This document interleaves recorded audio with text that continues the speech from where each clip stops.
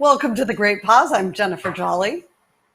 And ahoy, I'm David Perry. Today is Thursday, May 28th. It's been 69 days since California's shelter-in-place order was issued, believe it or not.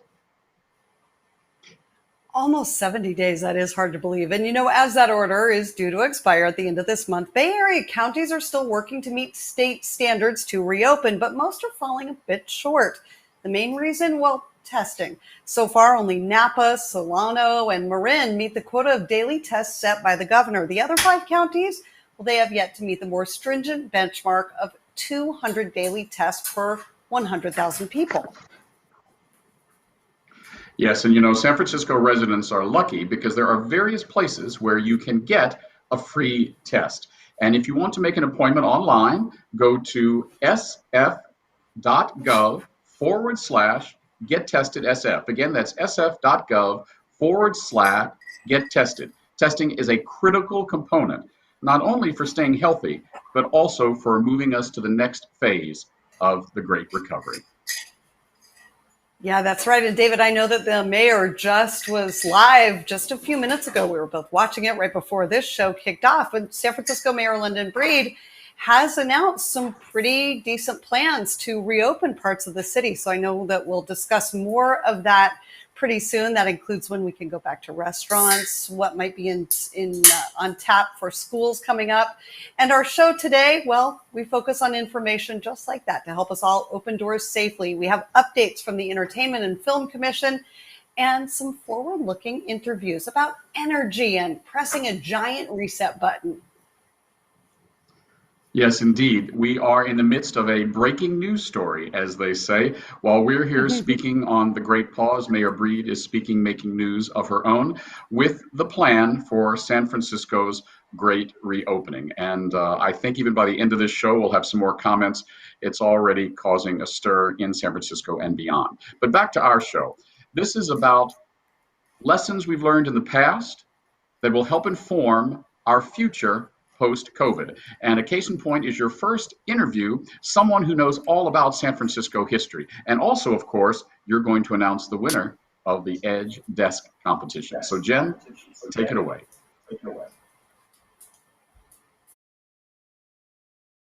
And our next guest, he is the author of the bestseller, Cool Gray City of Love, 49 Views of San Francisco. He writes the weekly Portals of the Past column in the San Francisco Chronicle and has a podcast coming out with that same name. Welcome, my dear friend, Gary Kamiya. Thank you so much for being here. Well, thanks for having me, Jenna. It's a pleasure.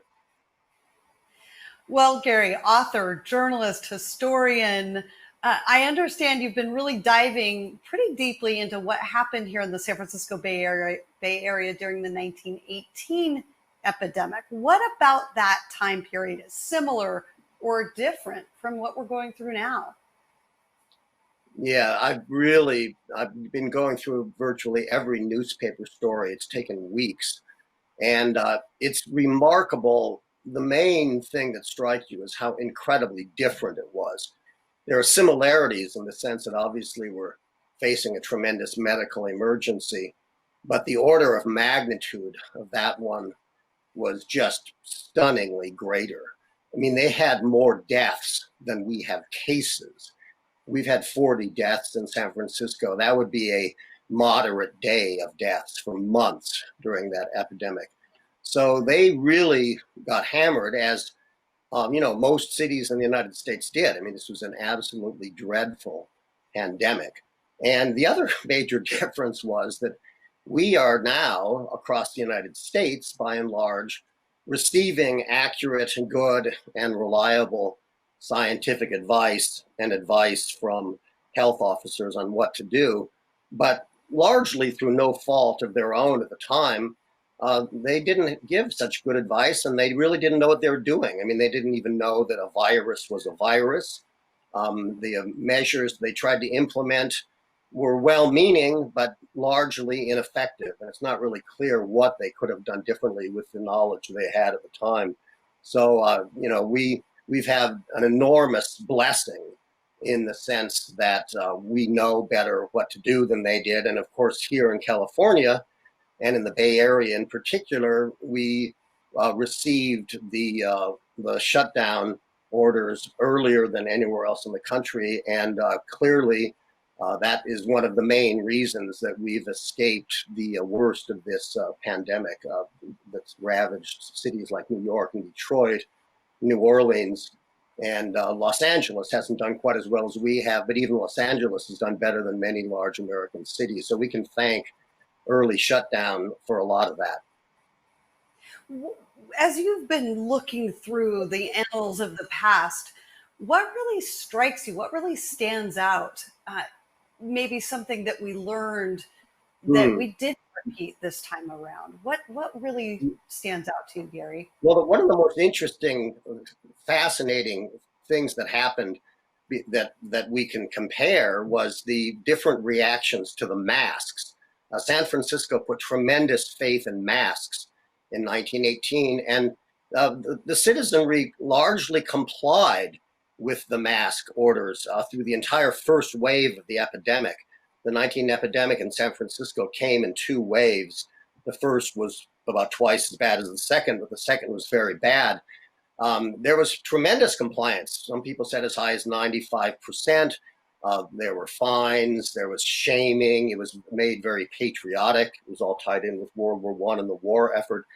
But what happened was after the first wave subsided, and people began to feel safe, and they were really exhausted from having gone through this first unbelievably debilitating fight. And there was always skepticism that was not unwarranted about the effectiveness of these masks, partly because they were made of gauze, they weren't always worn properly, and the rules were odd. You had to wear them in public, but then you could go and sit in a crowded restaurant and take them off. And people began to grumble more and more. And by the time the second epidemic got going, people no longer wanted to wear them. And so it became a big showdown between the city's health officer, who was using a lot of the same arguments you hear today in the culture wars about masks and social distancing, but with the ironic difference that in those days, the people that weren't wearing them really had, good reason to be skeptical of the masks. And finally, the masks were ordered to be worn again, but the compliance was very poor, and they only had to wear them for a short time. It turned out that was the end of the epidemic, basically, right at the same time that people began to wear the masks. So it was a fascinating difference between the orders to wear masks today, and you can make some comparisons with states that really have a very small amount of it, and it's absolutely understandable. It's not all just Trump supporting yahoos who are screaming about the First Amendment and refusing on principle to undertake really reasonable public health measures. That's not all. That when people don't feel like they need to wear masks, if they're living in Calaveras County or if they're living in places that have 10 cases, there's actually rational reasons to some degree that they're not going to take it seriously as somebody living in Manhattan. And I think that, there needs to be some understanding of that as well. It's not all ideological. There's actually some rational basis for people making these decisions, just as there was in San Francisco in 1918. You couldn't go to the well again. People didn't believe it. They sensed with their own common sense that it wasn't working. There were scientific studies on both sides. It wasn't as if the science was unequivocal. So that's an interesting lesson for today. As long as a rule seems reasonable and is effective, people will listen to it. If it comes to the time when it seems like you're being overly cautious or there's no actual connection between the rule and reality, people start to drop away. And that's human nature. And we really saw that a lot in San Francisco in 1918. What do you think is the biggest thing happening right now in this city and in the Bay Area that we'll be talking about 100 years from now? Wow, well, it's always hard to predict the future, but I think one thing we can look, when we look back, I think we'll be proud of the fact that we did pull together, that we acted quickly, that by and large, the city has been pulling on the same oar in the same direction, and really working hard to get this epidemic under control as rapidly as possible, so that we can reopen our economy and get things back to as close to normal as possible. So I think no one can predict what's going to happen I think in the next 6 or 8 weeks, we're going to have a lot of information about the nature of this epidemic. And I think we'll look back, hopefully, and say we did what we needed to do, and hopefully we got through it without too much damage. Maybe this has been kind of a nice reset. I know you've been here since, 1970-ish? I've been around for many years. Yeah, so I mean, I remember when it used to be there'd be this little traffic on the weekends. That'd be normal, and I am loving that. It does feel like we have a little bit of our good old wonderful city back, and that's not so long. Yeah, I think that there are many things that people, are really enjoying about this, despite the horrors of it and the economic devastation. One can never forget that. But if you're talking about the actual experience of moving through the city, it's not only like going back to 1971. It often feels like you're going back to, the famous movie Dark Passage, when Lauren Bacall drives Humphrey Bogart over the Golden Gate Bridge. There's like 4 cars on the Golden Gate Bridge, and when she gets to the San Francisco side, she has a lengthy conversation with a toll taker. It feels like that, and there's something delightful about that. And there's something delightful. I've been walking the streets, ever since the shutdown with my dog, responsibly, and it's exhilarating. It was exhilarating at first to see how empty it was, while also being disturbing and surreal and weird. And I think it brought out the deep, the natural beauty of the city and its kind of eternal quality. It's such a city that really is defined by its natural beauty. And that was just even more starkly revealed. But by the same token, of course, after the euphoria of that and being so close to that, then you want to go and have an espresso, have an Africano at the Cafe Trieste, or go into City Lights and get a book, or have a drink at Specs or Vesuvio. I live in North Beach, so these are all my references. And, as time has gone on and you realize none of those places are open, you realize that without those, beautiful as this city is, it's like a painted stage set. And we all desperately miss those places.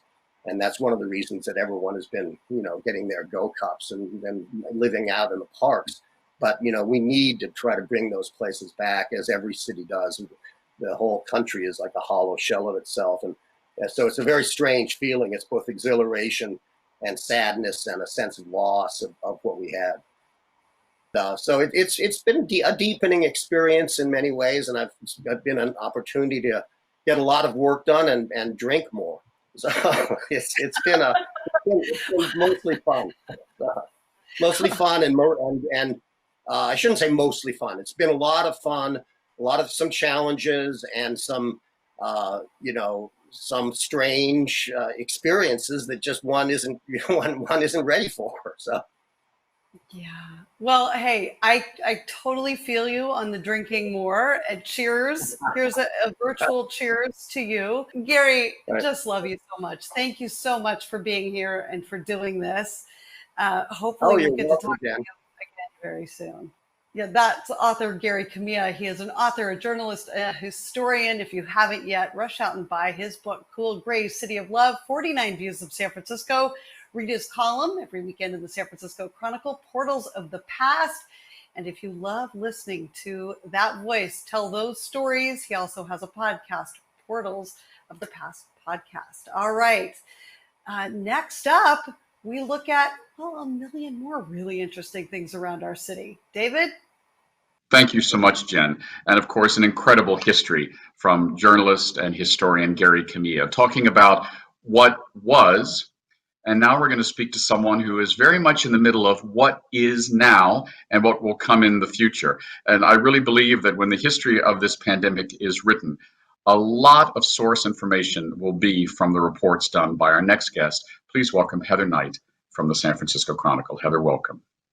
Thanks so much for having me. So first of all, I want to ask you what we try to ask a lot of our guests. How have you been dealing with the great pause? I understand you have 2 little ones at home, and they both had COVID-19 great pause birthdays this month.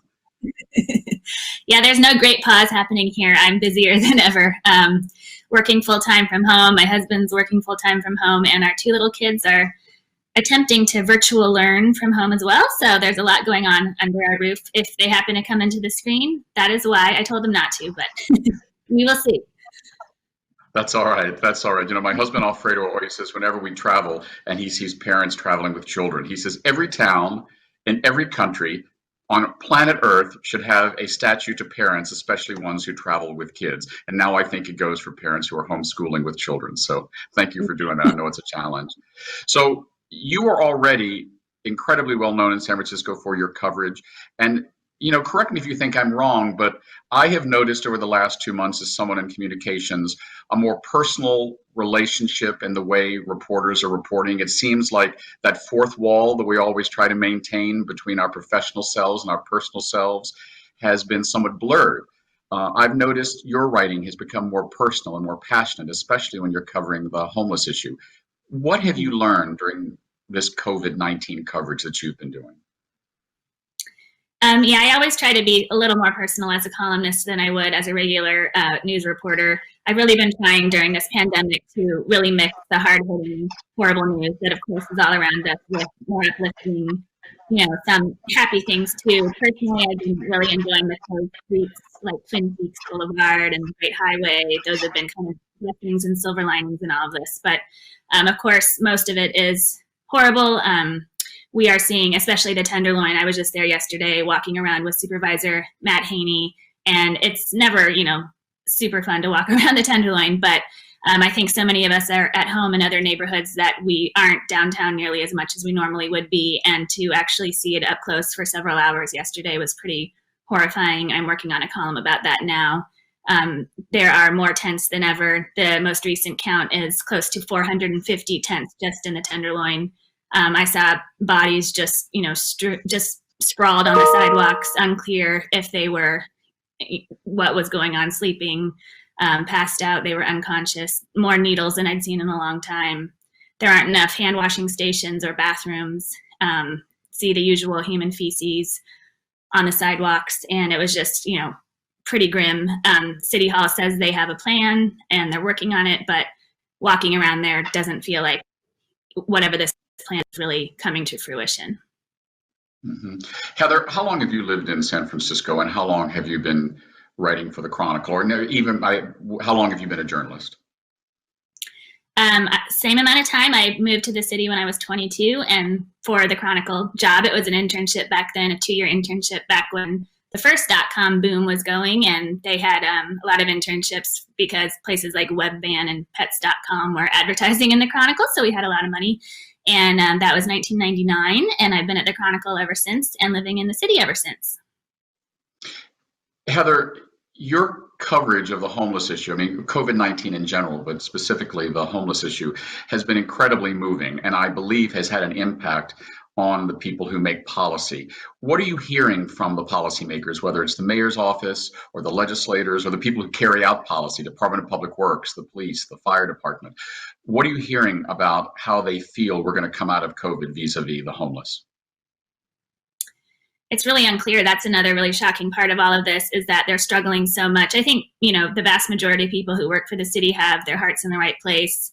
They do care about homeless people. They want things to be better, but everybody's just so puzzled about how to actually make that happen. Is the right answer hotel rooms, safe sleeping sites? Clearly it's not what's happening in the Tenderloin, which was just leaving them packed on sidewalks so nobody can social distance, and families and seniors and kids are stuck inside their little SRO hotels, unable to go out even for exercise because they can't safely do that. So I think officials are still so in the thick of figuring out what the right plan of action is now that I'm not hearing a lot about the recovery, because the problem is still so major. We don't seem to be anywhere near where that recovery would come into play.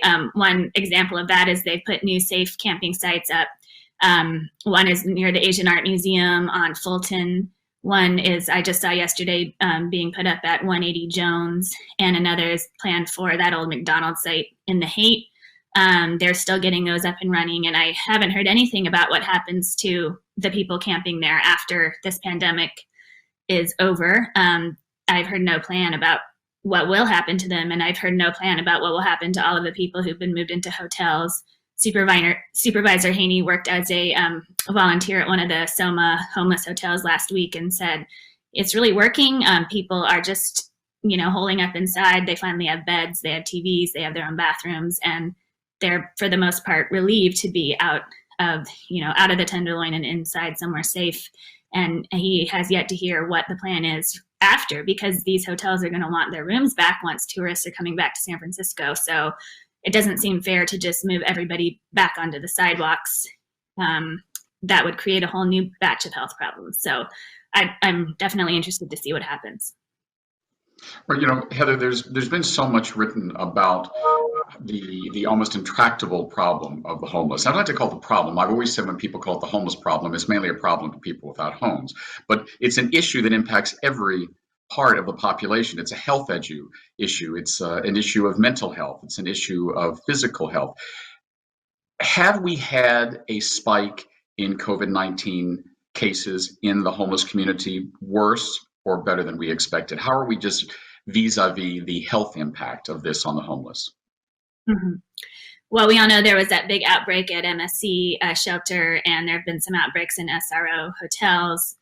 But we don't really know what's going on in the street because people aren't being tested enough. So it's hard to imagine there isn't a virus circulating, somewhere on the sidewalks. But to my knowledge, most people haven't been tested, so we don't know that for sure.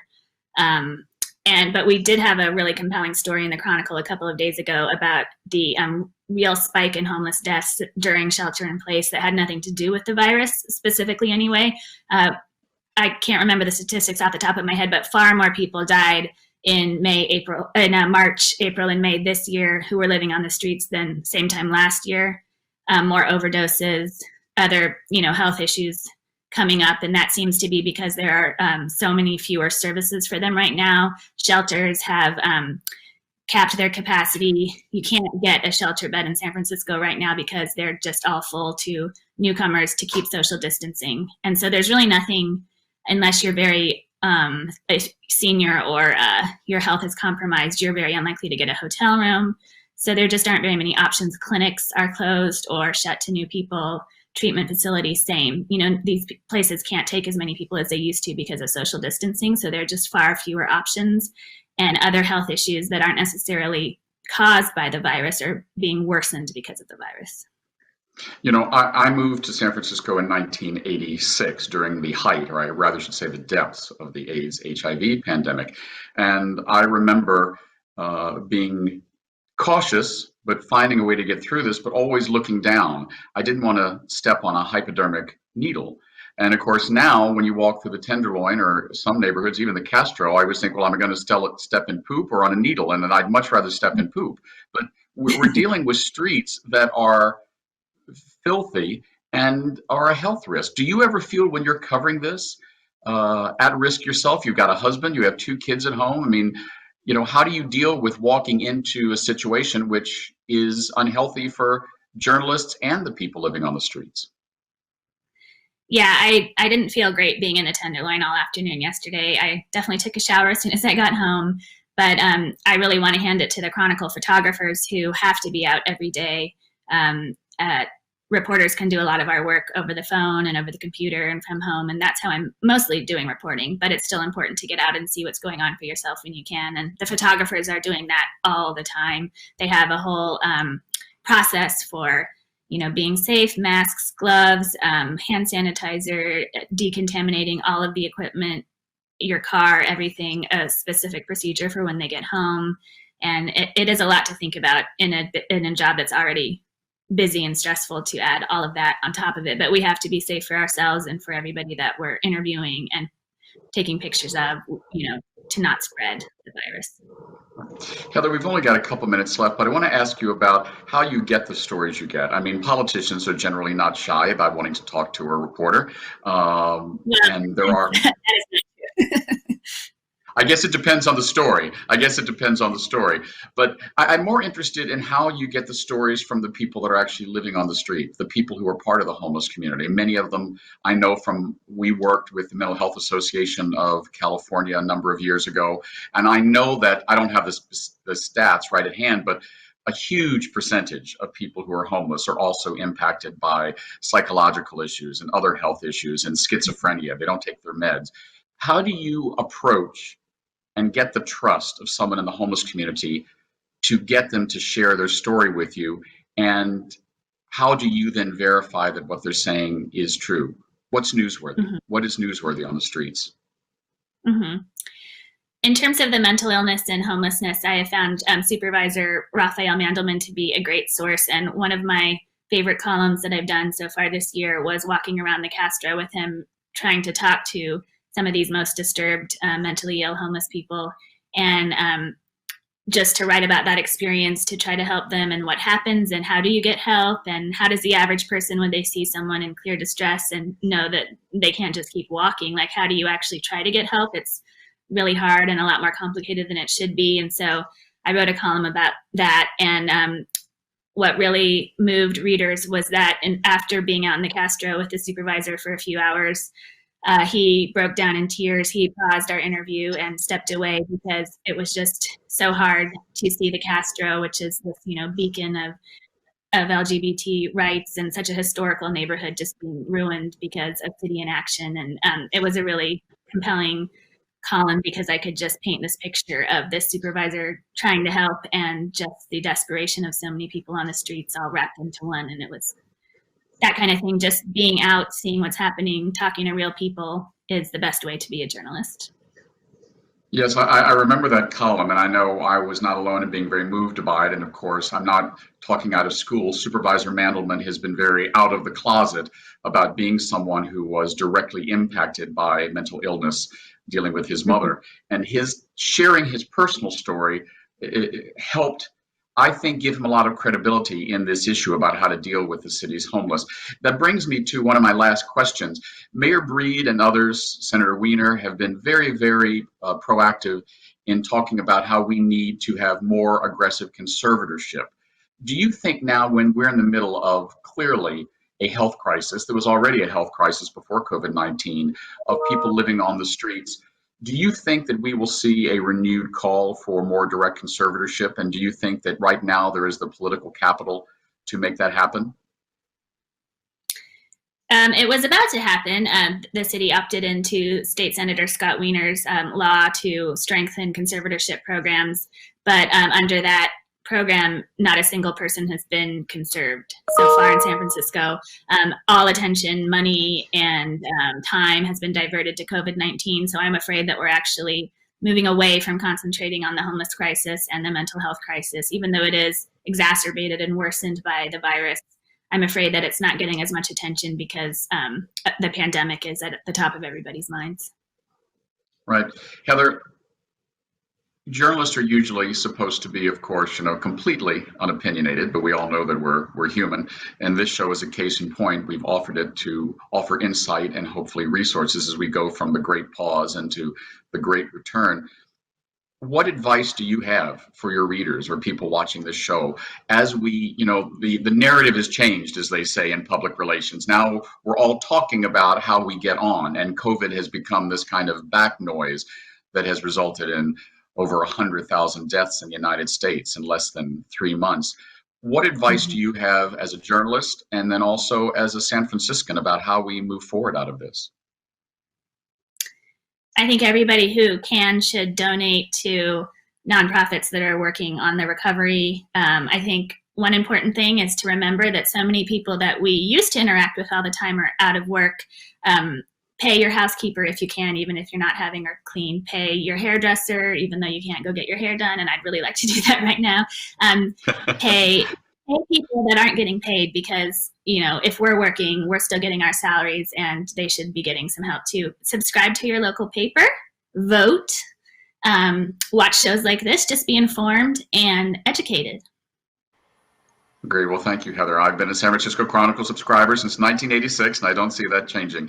Any closing thoughts? And I guess I am going to squeeze in one more question. Are you hopeful and optimistic? I try to be. I'll say yes because that's a better note to end on. But I think San Franciscans are a very creative and compassionate bunch, and so I've been proud of how we've coped in most cases with the virus so far. We've kept people healthy compared to other cities. And I think that we have the creativity and intelligence, belief in data and science to keep weathering this. Great. Thank you so much. We've been speaking with Heather Knight at the San Francisco Chronicle, and we both look forward to a haircut very, very soon. Best to your husband and your children. Thank you, Heather. Thanks so much for having me. You're welcome. Jen, back to you. Oh, thank you so much for that interview, David. You know, I have been a journalist, a broadcast journalist, worked in and around journalism for 30 years now. And I think that we've never really faced such an incredible time of journalism being under attack in this country. I mean, I remember reporting a great many things at KTVU back in the day. I was full-time there for about 8 years and worked, kind of came and went from there for about 15 years. And we had people slingshotting screws and nails at us. I was spit on, and that was nothing compared to what journalists today are facing. Many of my journalist friends are, they actually fear for their life in many cases. And what Heather was saying, several things stood out to me, but one is just she's a wife and a mom and a member of this community, and she is a human being, same as anyone else. And it is really important, more important than it's ever been in our lifetime, to support journalism, to understand what journalism is and the difference between journalism, opinion reporting. There's just never been a more critical time to become news literate. And there is an organization called the News Literacy Project, newsliteracy.org. Highly recommend people research, find out about it, and find out how to tell fact from fiction and real news from fake news, and understand what a real journalist does to get to that position of reporting to people. So just hopefully that's a good reminder there as well. What do you think, David? Well, I agree. It's so important. I began my career in journalism. I wrote for The Advocate, the largest LGBT news magazine at the time, for a number of years. Actually had 2 articles in the best of The Advocate's first 25 years. I worked for the San Francisco Examiner, Omni Magazine, American Theater. And then I went, as you know, as journalists joke, to the dark side into public relations. And here I am back again as a journalist. And I've always had great respect for people who report the news. It's kind of the basis of how I treat public relations. It's about communications. Journalists need people on this side of the camera to help them get sources. But the important thing is both public relations people and journalists must deal in truth. And truth is not a 2-syllable word, that means, well, what truth is when it's convenient for people. Truth is truth. And we are dealing in a time when that is more important than ever, because there is so much literal fake news out there. My husband, Alfredo, and my business partner spends a great deal of time shooting down fake stories, not because he gets angry about it, but because he feels he's doing a public service. I can't tell you how many friends we've said, go to Snopes. That article isn't true, or that article may be true, but it's from 3 years ago. And nowadays, as you well know, especially on a breaking news day like this, sometimes 3 minutes ago is old news. Yeah. People ask me all the time, how do you know what to believe? And as a journalist, it's a minimum of 3 sources, and double, triple, quadruple checking. Right now I write for the New York Times and have a video column in USA Today. And there's never a time when I don't triple check every sentence that I write or everything that comes out of my mouth. Now, that's not to say that I'm not human and don't make mistakes. I certainly do. But we en masse try to own up to those mistakes and be the first to correct them. And as you said, things change, and you can only go by what an authority told you or 3 authorities told you a minute ago. But hopefully, now during a time when there are so many citizen journalists out there, we will get back to kind of reset this whole notion of journalism and the news media in America. And, many times over the course of my journalism career, people said, well, what do you think? And honestly, I spent a good 20 years not having thoughts one way or another, because it was always my job to be somewhere in the middle. So now that it's become kind of popular to share our own thoughts and to just kind of wax philosophically about a lot of this stuff, it's been kind of hard for me to really dig deeper and figure out, because I can empathize so often with both sides or the many sides of an issue. But that's been an interesting lesson and experience as well. Okay, I know that we have to go on with the show, and I know you have more. Is that right, Yes, David? we're both waxing philosophical, which we can do soon enough. You know, you talked about being hopeful, and Heather was hopeful in the end of her interview, and she talked about ways that you can give back. And there are a lot of charities that you can give to. Certainly, you can give to the give2sf.org campaign for COVID relief, but also the SF AIDS Foundation is doing a lot of incredible work. I spoke with some of them today, and as they said, even though we're all talking about COVID, AIDS, HIV is still very much with us. And they are doing a town hall next Thursday, June 4th, and that I hope will everyone tune into. And one of our guests from last week, the soprano Brianna Sinclair, will be performing as part of that town hall. So there are a lot of hopeful things to give to and a lot of reasons to have hope as we come out of the great pause. And of course, there are still many things, obviously, that concern us about safety. And it's about being more than street smart. And I think our next interview from Jen will delve into that. Take it away. So how do we all head back out into the world, either for work or fun, safely? That's a question a whole lot of people at Underwriter Laboratories are racing to answer, including our next guest, Todd Frantz. Todd, thank you so much for being with us today. I know that UL is a global independent safety.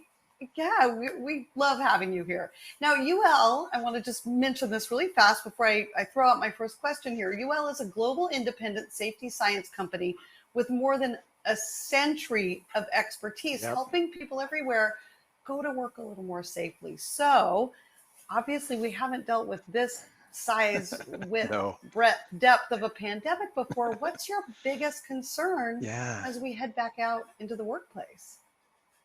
Yeah, the UL mission is making the world a safer place. So never has that been more true than now. So our goal and my particular role at UL is to work with our partners in mostly the restaurant industry so that they are able to develop their plans, their procedures, the policies, everything they need to be able to feel confident when they're able to both do takeout. Some restaurants have, as you know, stopped that completely. Others are getting back into that as they go and learning, reinventing on how they do that. Others at some point are going to reopen the doors to dining and it's going to look very different. We just want to make sure that when they do that, they're comfortable that they're providing the safest environment possible for those guests who are coming through the front door to dine out. So that's kind of in a nutshell, where we're going with it. What does safety look like right now? It's a good question, because it looks very different than it did as you think of like the health department version of safety. You're thinking food safety and temperatures and hygiene and there's a lot of overlap, but now suddenly that shifts, right? And it's going to start, you'll notice the safety and the change when you get to the front door of your favorite restaurant. I'm being optimistic, they're going to open. And when they do, you're going to see signs right out front. And they'll things like guidance that says, hey, please don't come in if you've been experiencing these symptoms. And we're all so familiar with those, but those reminders are going to be up front. You're going to experience it different when you walk up to the front counter even. You might have a piece of plexiglass between you and the host or hostess who's going to seat and serve you. That's going to feel very different, but it's something that's going to be in place for our safety as the guests who are coming in to be able to enjoy the dining services. That will carry all the way through until what? We have a vaccine in place, until we wipe this thing out. What is the end here? I think we've all heard about the phased approach to reopening things, and so as we move towards allowing the next phase, and California Department of Public Health just recently published their guidelines for restaurateurs and retail food facilities on how to be able to reopen dining inside the facilities.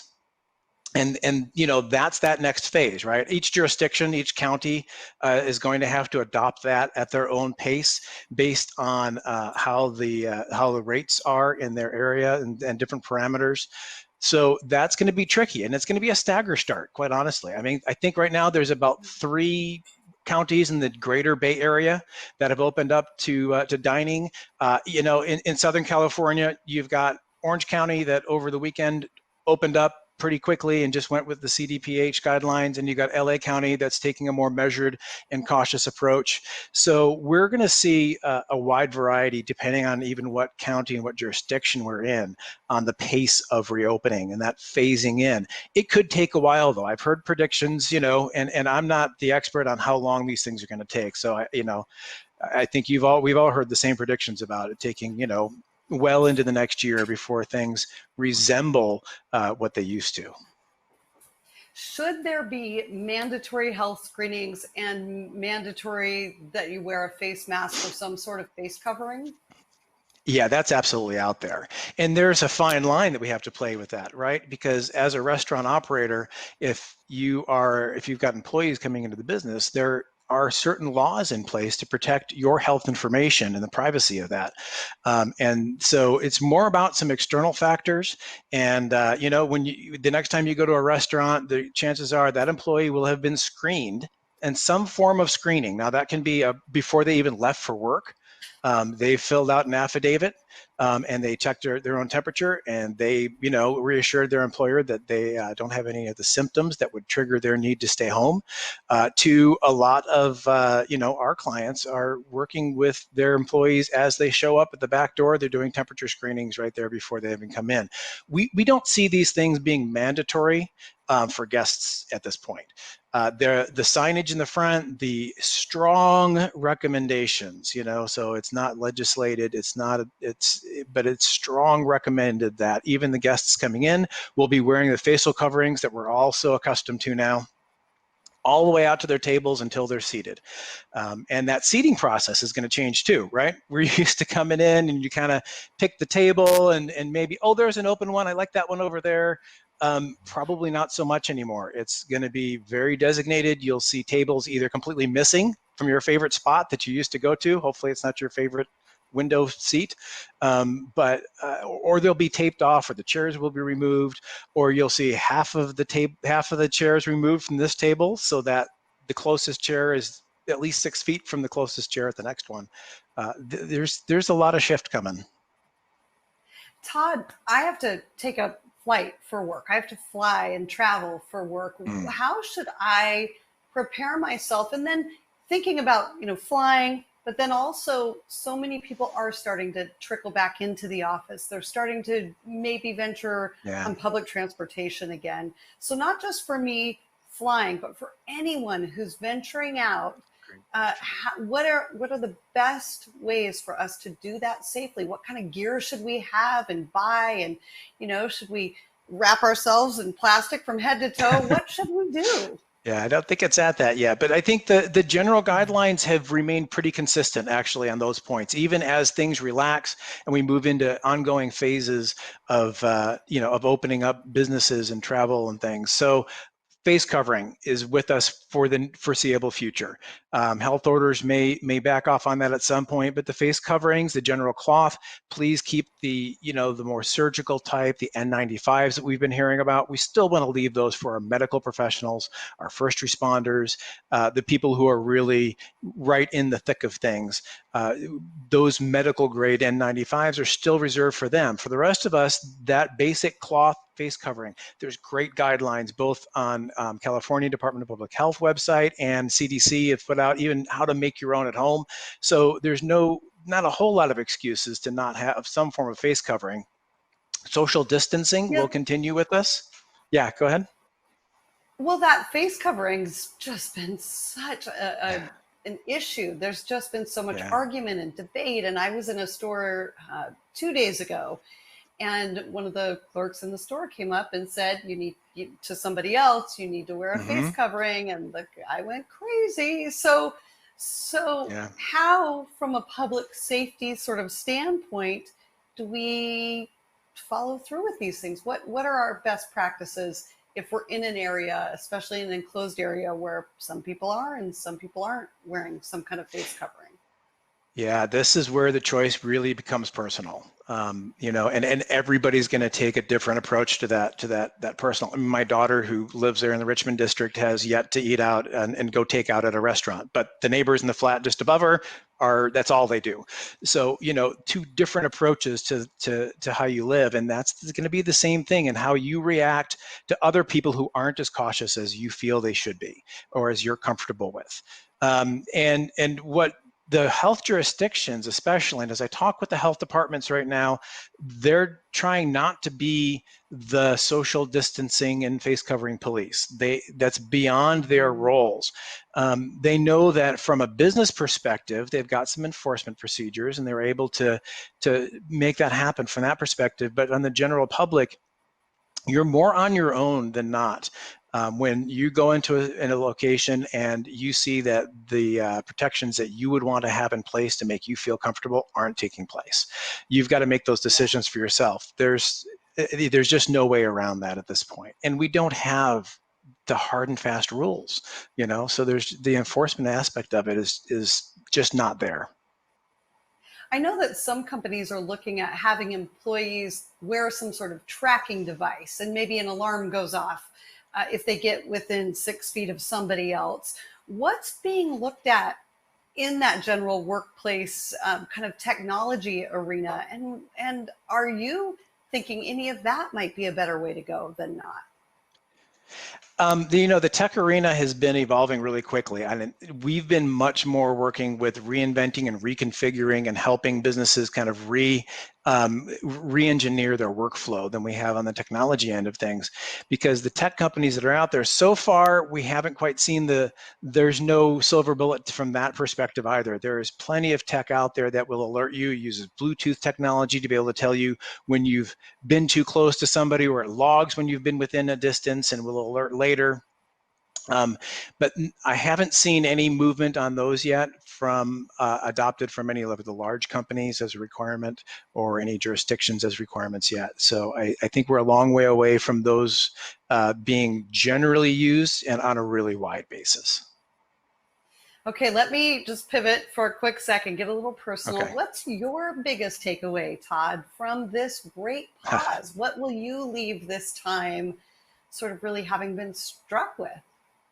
Yeah, I think the biggest thing that keeps going through my mind, but I'm kind of a geek, and so I come from that health department background and the food safety guy, right?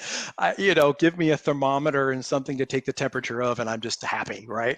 So I might be a little bit different than other guests in that some of the stuff I'm looking at is I'm just thinking some of these things I like. The hand washing, right? Hand washing is phenomenal. We've been preaching hand washing in my business and at health departments and at UL with our partners in the restaurant industry forever. And it's just so hard to get that to happen. I think now we have some traction on hand washing, and the idea of sanitizer coming in behind it. I don't have the hand wash available. That's always our gold standard, wash the hands. But when that's not there, let's go for some of that. And then that thought process of, again, I'm a little bit more of I'm not a germaphobe by any sense of the word, but I'm definitely more thinking about these things. So, long before COVID showed up, when I go to the front door of a restaurant, I'll use my pinky and grab the part of the doorknob that's not shiny because everybody's been rubbing it and that's where they all touch, So I think some of those thoughts now, everybody has joined my geeky, health department mentality. And I'm hoping that some of those things will proceed and persist into the future, actually to benefit us in a lot of other things, even just with prevention of common colds and flus and maybe a reduction in those spreads. But that's a crystal ball that I can't read. So. Yeah. Oh, if only we had that magic crystal ball. If only. Oh, yeah. Todd Frantz, UL safety expert, thank you so much for taking the time to be with us today. Thanks for having me. I really appreciate the chance to be able to interact and talk about where we see this going. Yeah, that's right. So we know, wash your hands, wear a face mask or some kind of cloth covering if you can, and social distance. We know that those are kind of the standards. That's the foundation for moving into this next phase of dealing with this pandemic. And for us moving into our next phase of this show, we have senior reporter Eileen Wu joining us with our next interview. Eileen? Thanks, Jen. I know that you and David have also been really looking forward to this next conversation. Joining me now is Maggie Weiland, Executive Director of the San Francisco Entertainment Commission. Welcome, Maggie. Thanks, Eileen. Thanks for having me today. We are so thrilled to have you on the show today. As you know, we've been chatting. Nightlife is such an important part of our culture here in San Francisco. And we understand that you hosted a virtual summit recently. So we would just love to hear if you could just bring us up to speed on the state of the industries. Sure. So just this past week, I held a virtual summit on behalf of the Entertainment Commission. And we had about 600 attendees come meet us online to discuss the current state of the industry and a road toward recovery. We had folks like Mayor Breed join us, along with Dr. Tomas Aragon from the Department of Public Health, my boss, City Administrator Naomi Kelly, Director Joaquin Torres, and then many people from the industry itself, ranging from small venue owner all the way up to the general manager of the Chase Center. We had some lively discussions. A lot of it was gut-wrenching because of the fact that we are in this situation now because of the coronavirus and the shelter in place. Many of our businesses have had to completely shut their doors as a part of this process. And the majority of them being some of the first businesses to have to close based on their capacity and their activity. Sad reality is just the fact that the majority of these businesses are also going to be the last ones to come back online. So as we start, thinking through how we get toward the end of phase 4, we're working to engage our constituents in that process and help us pave the way, since they're the subject matter experts and the owners and managers of these facilities. And I know we've heard a lot about the timeline, and of course everything is fluid, and we've heard everything from a partial reopening by 2021 or a full recovery possibly by 2023. Can you just shed some light on this for us? Yeah, so I can shed a little bit of light. I think the basic answer that I'm sure you're getting from many people is I just don't quite know. I can't tell you exactly when we're going to be coming back online because it's all driven by science and data. And so our leaders in San Francisco and regionally are looking at how to reopen and do it safely. And it's all going to be based on risk factors, the science, and the data. And so we're really looking closely at these health indicators to kind of show how we can safely move forward with reopening by sector. So that's what we're doing. And, in the interim, again, we're looking at creative ways to bring not only our industry, but all local businesses back online safely, even if it means doing it in adaptive and creative ways in the meantime. Yes, and speaking of which, I'm so glad you brought that up. Of course, Mayor Breed announced this week the Shared Spaces program. Can you tell us a little bit about how that works in terms of getting a permit and being able to use these non-traditional spaces? I can tell you a little bit about it, Eileen. It's still very new, but I'm really excited about it. This is one of those programs that the fact that I can be involved, I feel very honored because government can sometimes move a little bit slowly. This Economic Recovery Task Force is very fast paced, which is great, which is exactly what we need right now. So those creative, dynamic ideas that are coming from our industry, we want them, we need them. I will advocate for them. This is one of those. This was really, kind of a group think thing where we had many different people all at once realize, hey, we need to utilize outdoor spaces because that is more of a safe space for folks to be able to physically distance while still being able to enjoy the company of one another, even if from a distance, be able to enjoy culture, which includes art and music and the things that we love and support from our industry while having a bite to eat or having a cocktail. And so this program would essentially utilize outdoor spaces, including our plazas, some of which are existing, some of which may be created, as well as parklets, as well as streets and sidewalks, and just moving those into almost more of like a European feel, right? And so when this program comes online, it's still going to be a couple of weeks away. I'm certainly pushing for a path forward to engage our constituents to not only be able to serve food and drink, but to be able to have music, even if it's just amplified sound and not entertainment. I think that's kind of an important element here.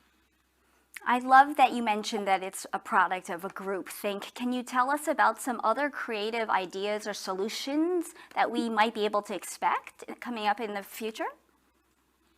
Oh, at this point, Eileen, I'm not quite sure exactly what those solutions would be. They really should be coming from our industry. I would say, President Blyman, who is on my commission, is a big leader in terms of being a thought leader in San Francisco around this effort. Some of his creative ideas that I have really loved are looking at ways in which to loosen the ABC requirements, so in the ways in which we serve alcohol. As you've seen, we've been able to kind of adapt to serving alcohol in a to-go basis the last couple of months, and everyone has remained safe and has gotten by. And so I think it's time to really look at creative ways to improve that very outdated piece of state code. And I'm so glad that you brought up President Blyman, because I really thought that he had some interesting ideas that he shared during the summit. For example, he said that this might be a time of a renaissance for local bands in light of the fact that some of these larger venues will not be filled by these touring acts. Can you tell us more your thoughts on that? I absolutely love that thought, and I think it couldn't be more realistic. I mean, I am seeing artists emerging right now, and I think that our spaces are going to need to highlight folks who are available to come and play in their spaces. And since so many of these touring acts have already had to cancel, we're seeing things cropping up in the outdoor spaces where they're doing curbside and what have you of live performances. And so we've got to find a way to harness that. We already have an entertainment commission that permits and regulates that kind of activity. And so we need to incorporate that in how we look at our reopening. And we need to really push for local musicians to have their place to shine again and kind of bring that amazing culture back to San Francisco that so many of us knew years ago. Absolutely. And also along the lines of innovation, we've heard about how technology might even be used in these new nightlife experiences.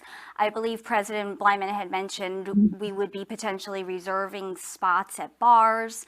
And I know Open Table already has that on their system where you can make reservations at bars. Are there other ways that businesses are reinventing themselves or using technology in new ways? I think it's been kind of blowing my mind the ways in which the local businesses I permit and regulate, and then I know dearly personally, have been pivoting all of their business plans to be able to accommodate this time period. I don't think a lot of that adaptation is going to go away even after this is over. I mean, the fact that, chefs who are currently employed are coming together and putting together meal plans each week for San Francisco residents, going down to the farmers markets and getting them all of the fresh veggies and then delivering it to them in person. That's a company called Chef's Cart.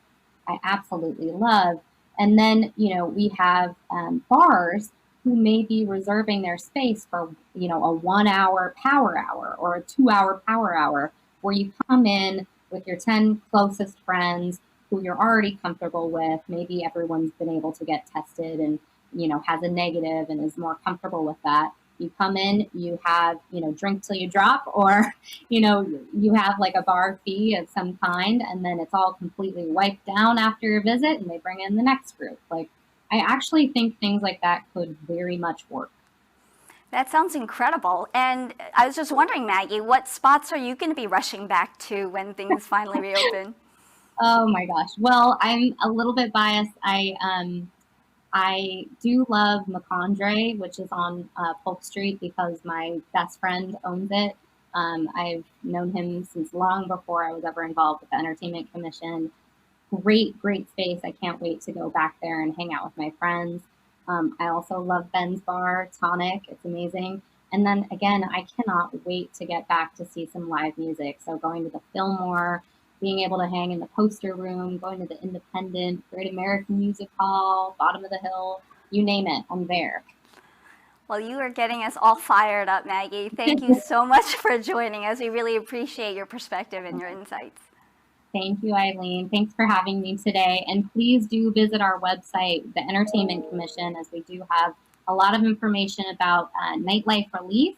And soon we will be posting information, results from our survey that we had 170 people from the industry take. Actually, I just have one last question, just because it is true. So many of these workers in entertainment are also had second jobs in restaurants or with small businesses in tourism.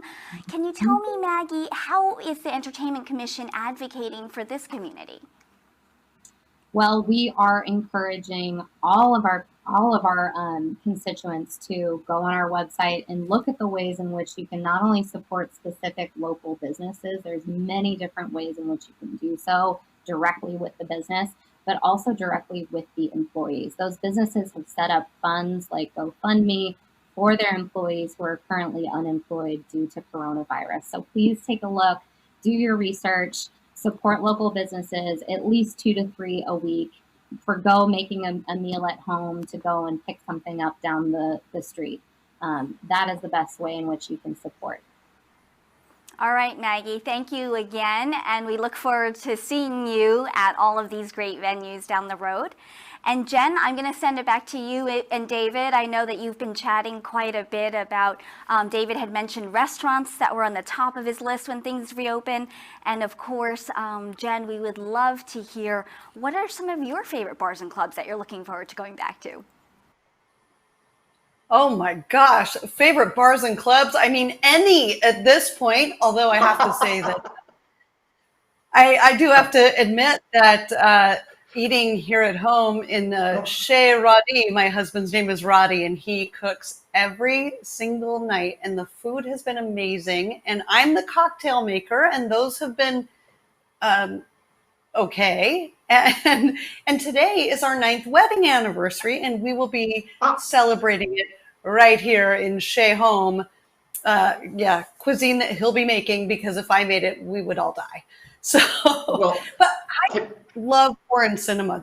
And it's not nightlife like a nightclub, but I used to love on a warm summer night just sitting out there, or well, any time that it's warm enough to sit outside in the Bay Area, which is kind of all year, and seeing a movie up there and eating wonderful food. What about you, David? Well, first of all, congratulations on your wedding anniversary. You must have gotten married at 16. I mean, a child bride 9 years ago.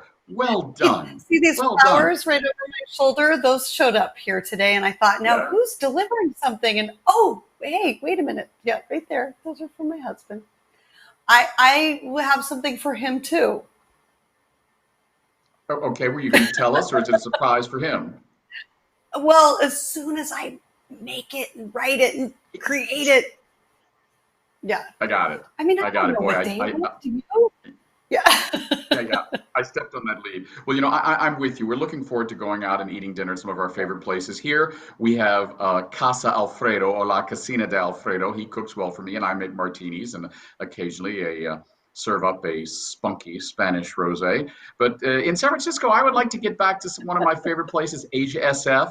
Incredible Asian cuisine, incredible performances by transgender ladies of Asia SF. I'm really looking forward to that. But there's a lot of small businesses that can be supported, and a great way to do that is the Dear SF campaign. And Jen, talk a little bit more about that, because I think a lot of people haven't heard about this campaign, and it's really a wonderful way to share love to our small businesses. Well, that's exactly right. If you love a local small business that's had to close, show some love and take part in the Dear SF campaign. You can do it by following to that website. It's sf.gov. There it is up on your screen, /news/Dear SF campaign. And I believe, David, you know even more about it?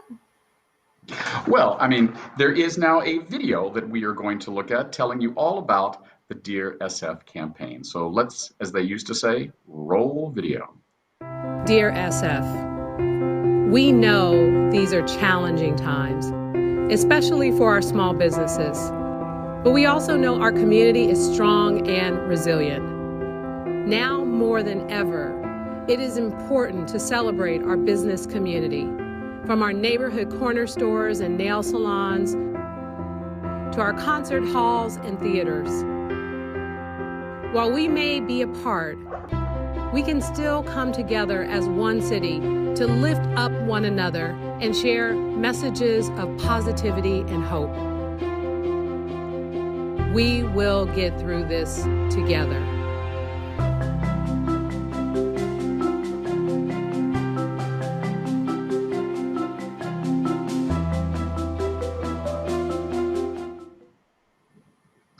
I just love that. You know, San Francisco has a spirit that is unique in the world. And I see that, and it does my heart good, even though it's going to be a little bit longer yet for us to get fully out and appreciate good dining and entertainment in San Francisco. We will get there soon. So with that in mind, Jen has another interview related to how entertainment in San Francisco and the Bay Area is going to keep on keeping on. Jen? We live in one of the most beautiful places on the planet, and it is often a backdrop for movies, commercials, but you might have noticed during this pandemic, well, the entire film industry has been limited to working from home too. No lights, no camera, no action. For how long? Well, our next guest is Susannah Greason Robbins, Executive Director of the San Francisco Film Commission, otherwise known as Film SF. Hi, Susannah. Welcome to the show. Hi, thank you for having me. So, Susannah, how have things changed since we went into sheltering in place here?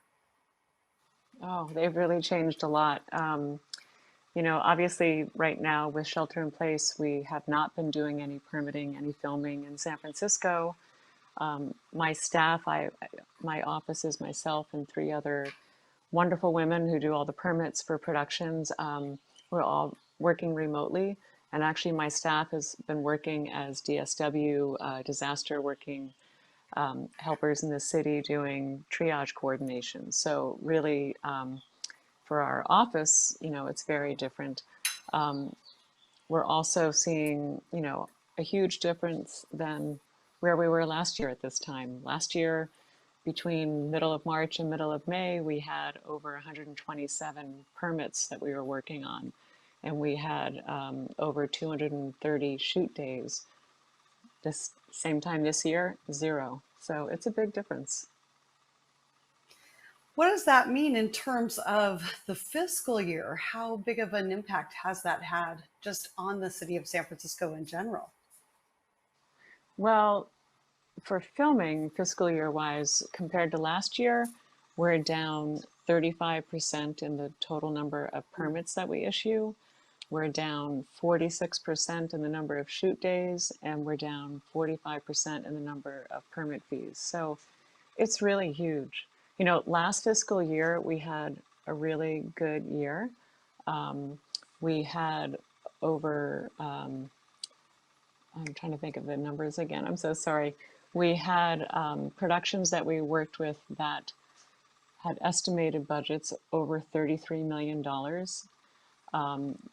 They had over 6,000 hotel nights during last fiscal year, so really benefiting our hotels, and then the hotel tax, which the arts then thrive off of. And we had over 8,000 cast and crew being hired on these productions. So it's a really big drop this year. Yeah. Were there any movies or commercials that were on the calendar that we've put on hold but might come back? Yeah, luckily, we've been talking with a Marvel production that wants to shoot about 10 days in San Francisco. Initially, they were going to be prepping and then shooting in early June. And we're still talking to them about trying to shoot this in late July. But a lot of it will depend on the size of the crews that we're allowed to permit then. Because right now, it's very limited. We have recently just opened up our permit applications, but in order to be able to work with us, you have to be able to have a cast and crew that's 10 people or less. So with a big production like this Marvel shoot, you know, they're going to need a lot more than 10 people. You're really encouraging people to come and shoot, though, in San Francisco, right? Those crews of 10 people or fewer. What are some of the upsides to coming to the San Francisco Bay Area versus going to Hollywood or New York to shoot? Well, so right now you can't shoot in Hollywood and you can't shoot in New York. So that's one of the biggest advantages, is that we are open for permitting. And I don't know when they're going to open up. It's kind of up in the air right now. But you know, in addition to the fact that we are able to permit these productions, I mean, look at San Francisco. It is so beautiful. Who wouldn't want to film here? We have, you know, the ocean views. We have neighborhoods that look like suburbs in mid-America. We have a post-industrial section on the east side of town. I'm trying to get my geography right. You know, we just have such beautiful architecture, and it's really a director's dream. There's amazing views everywhere, our hills, our bay. Everything about San Francisco is so cinematic. So people do want to film here. And then there's a lot of other reasons why they might want to come. Yeah. That's right. It truly is one of the most iconic places. You instantly know. You see that wide shot, you see the Golden Gate Bridge in the background, or the Bay Bridge, or Transamerica Building, Golden Gate Park. You instantly know where you are. The Victorian homes. So many wonderful scenes to think about, and different movies and production shot in the San Francisco Bay Area. I understand you have another incentive, some sort of financial rebate for people who choose to come to this area versus one of the other areas? Tell me about that. So we have something called the Scene in San Francisco Rebate Program, and it's an incentive for feature films and television productions, web series, documentaries. And basically, we rebate up to $600,000 per film or television show. And basically, it's a rebate of any fees they pay with any city agency. So it could be our permit fees with Film SF. It could be the permit fees with Rec and Park, or street closure fees, or up to 4 police officers a day for a 12-hour a day. And it even includes rental of production office space and stage space if it's done through our city real estate agency. So it's really an amazing incentive for productions, and it can be combined state tax credit as well if they're lucky enough to get that. So, and the way it briefly works is if your budget is under $3 million, you need to shoot 55% of your shoot days in San Francisco. And if it's over 3 million, you have to shoot 65% here. And then basically it's a 100% cash back rebate, you know, a few weeks after production wraps, of any fees you've spent with any city agency in San Francisco. I know that Treasure Island's a popular spot too for filming. Tell me a little bit more about what's available on the Treasure Island side of the bridge. Well, we're really fortunate. Not long ago, the hangar there, Hangar 3, which was used for years for productions back in the 90s, recently became available again for productions to base there and build sets. And there is a almost 70,000 square foot hangar with 63 or 68 foot clearance to the ceiling. I mean, it's just enormous, and it's wonderful for productions to be able to build their sets and base out of. There's plenty of parking. There's over 11,000 square feet of office space. So we're really excited to have that back, because for many years it was occupied with other businesses, and it was recently leased by Film Treasure Island, that group is now turning around and leasing it to productions, and we're just so excited to have that resource again. Do you think that this pandemic, living through this, surviving this, plus technology, the fact that you can do so much filming just from the newest iPhones, do you think that these kind of combined will change the face of the film industry going forward? I really do. There's so much discussion about how to keep things simpler, and maybe productions don't need these enormous crews to get the work done that they need to do. I was talking to a commercial producer the other day who's trying to figure out how to do one of the first commercials we might be able to work with here in the city. And they're doing things like remote casting. They're for this time now, because there are such huge restrictions in place, they're having the cast pull wardrobe out of their own, showing it to the director, and if they don't like it, then they're going to send them something to wear. And they're also having some of their cast do makeup tutorials, do their own makeup. Now, I mean, hopefully going forward, we're going to have all of those departments working again on a production, but I just think it's really amazing how innovative people are being right now. What's been the biggest change for you personally throughout this pause? Oh boy, well, being at home every day, I'd say that change. Initially, it was really hard to get used to. I have a partner who works from home. I have 2 teenagers who are here doing their last semester of high school remotely, and it's been quite a juggle. But I feel like after the first 2 or 3 weeks, we all kind of got into a groove and knew who had what space, and so that's been interesting. And then really, for me, I've done so many webinars and conferences like we're doing today remotely, and it's been really interesting using this new technology in a way that I used to not use it at all. So I'm really enjoying that aspect of it. Susannah, Greason, Robbins, thank you so much for taking time out to let us know about what's happening with the film commission and the film industry here in the San Francisco Bay Area. Thank you so much, and we hope to see everything back up and running very, very soon. Yeah, me too. I love being here. Thanks.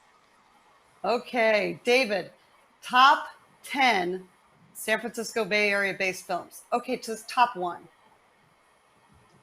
I'll do better. I'll compromise. I'll give you the top 3. The first one is a movie that when it came out was not popular and was not a commercial success, and now has been voted by the American Institute of Filmmakers as one of the top 10 best movies of all time.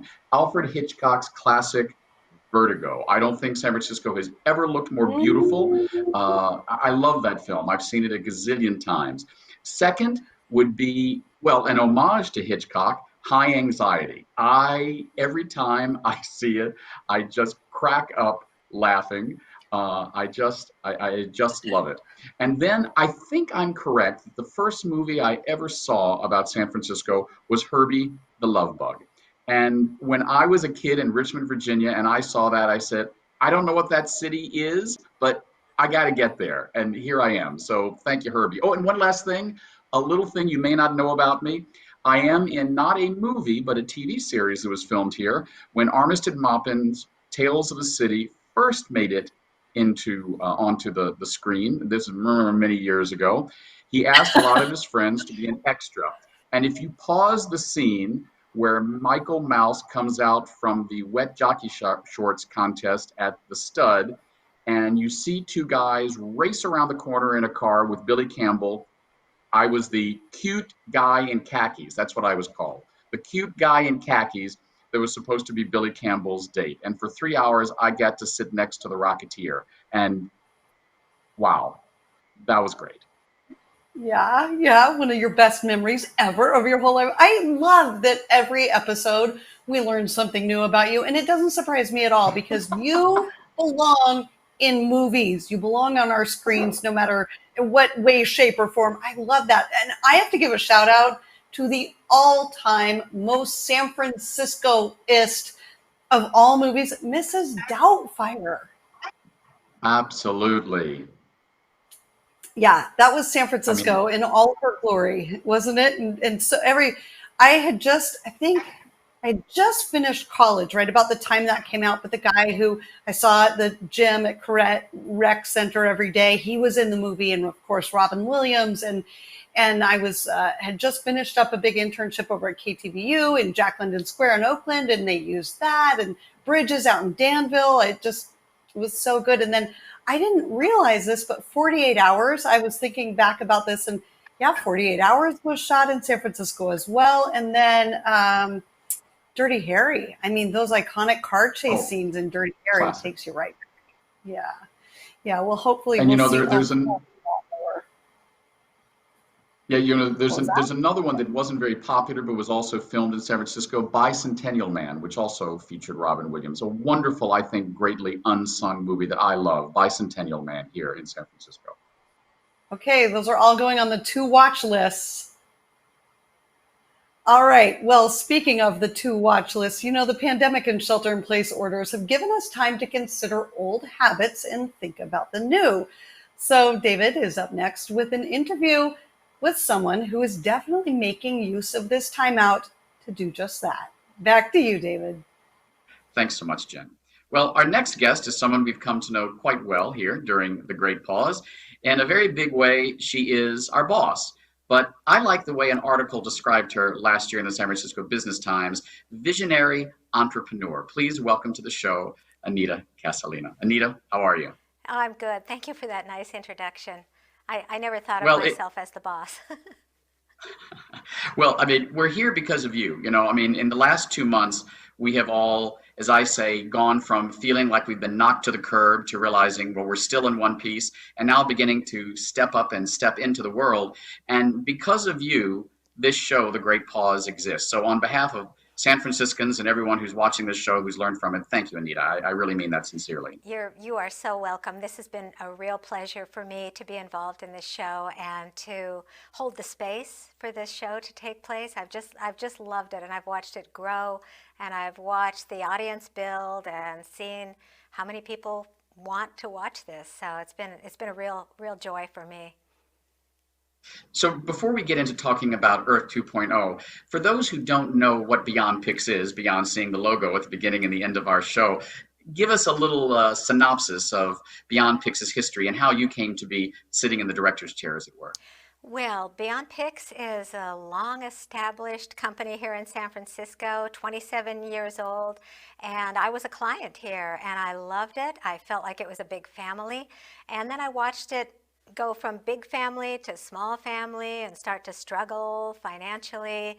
And I came home one day and I said to my husband, oh my gosh, I don't know what's going to happen. This place, not only do we have this sound stage, but we have 2 side-by-side broadcast studios that the networks around the world really rely on for people to come and give their messages. And I thought, this is a window to the world. We can't let this go.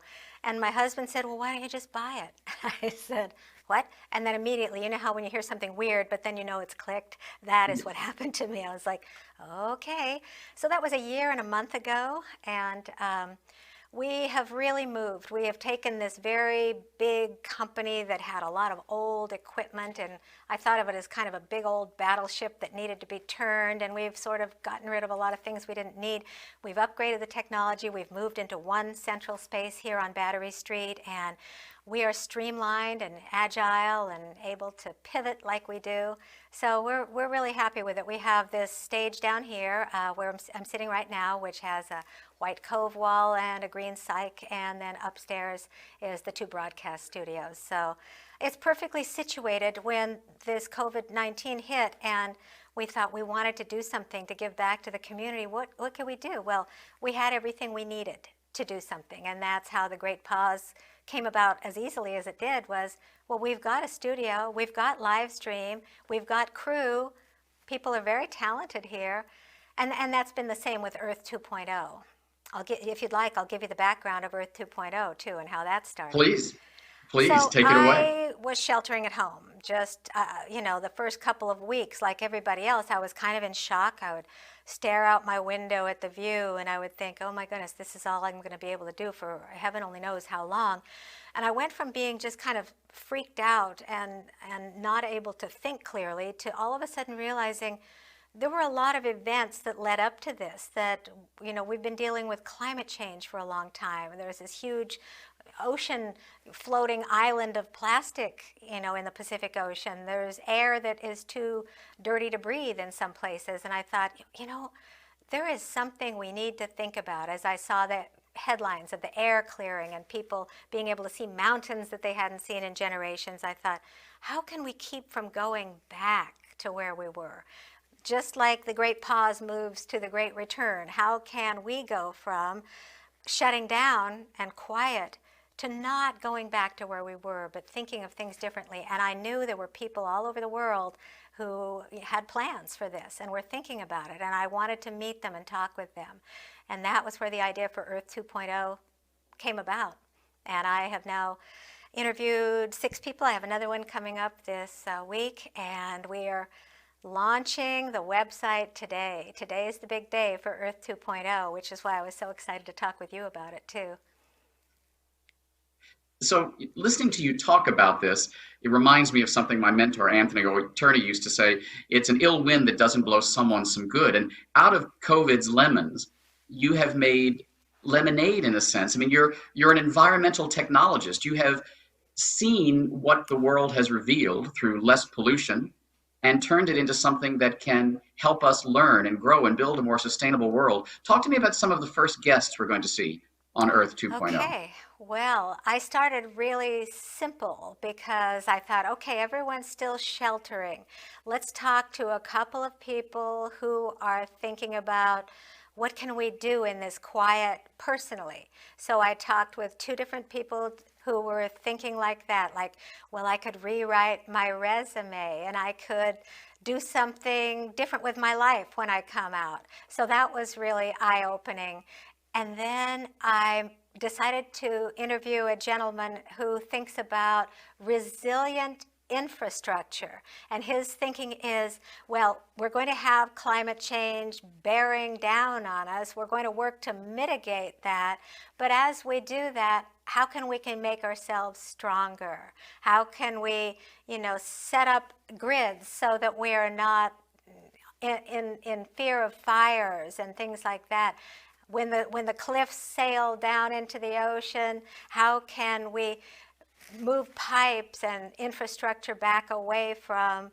It's kind of it's a sad litany of the things that can happen. But he's looking to pass legislation with the state of California right now to start funding big infrastructure projects for resiliency. And that would be a great way to get people back to work, these kinds of conservation projects. So that's exciting. And there's a gentleman who has eco-villages that it could be all self-sustaining. I met with him and talked to him. And 2 young women, teenage women, who are part of the Children versus Climate Crisis petition, that they filed that with the United Nations, and they work with Greta Thunberg. They're very exciting. So there's some wonderful, wonderful people. During this great pause, I have thought many times. One of my favorites is the original The Day the Earth Stood Still. I don't know if you know it, but there's a scene in it where the alien comes and he is humanoid, and he's trying to make Earth's leaders understand that war has to stop, because before the atom bomb, Earth was a danger to its own inhabitants. But now we were becoming a danger to the whole world. And what he does is, for 30 minutes, everything on Earth stops. No power, no electricity, no nothing. And I've thought about that so many times during the Great Pause, that it's given us an opportunity as a planet to unite and see how fragile we are. Out of this fragility, it seems like you have found a new calling. I mean, how has the Great Pause changed you as someone who clearly was already environmentally aware? How has the Great Pause made you see the possibilities of what is next for you as a career? I think it's more than even just me and my career. It's seeing how many people are also seeing great possibility for change. Because I've always held on to this hope, like, we can do this, we can change, we can move forward, we can create a plastic that is biodegradable. But I feel like this has really pushed people. I guess I've thought of this as an acute as opposed to a chronic, if you think about illnesses that way. And oftentimes with a chronic situation, you think, oh, my knee still hurts or something like that. But when you get a cold, you're like, oh, I feel so sick. So that's how I've seen this, as a metaphor, that there's a door that's opened for people like me or people like yourself who we want to make changes in this world, and the door is open for us now because other people are standing there shell-shocked going, we need to do something different. So back in November, I had a staff meeting with all my employees. We have a Monday staff meeting. And that day, I remember I said, here are the goals. I'm going to put these up on the board. And what I really want to do is something original, once again, that's good for the planet, that makes the world better. And we all said, great, great, great. And then we got so busy that who had time for that?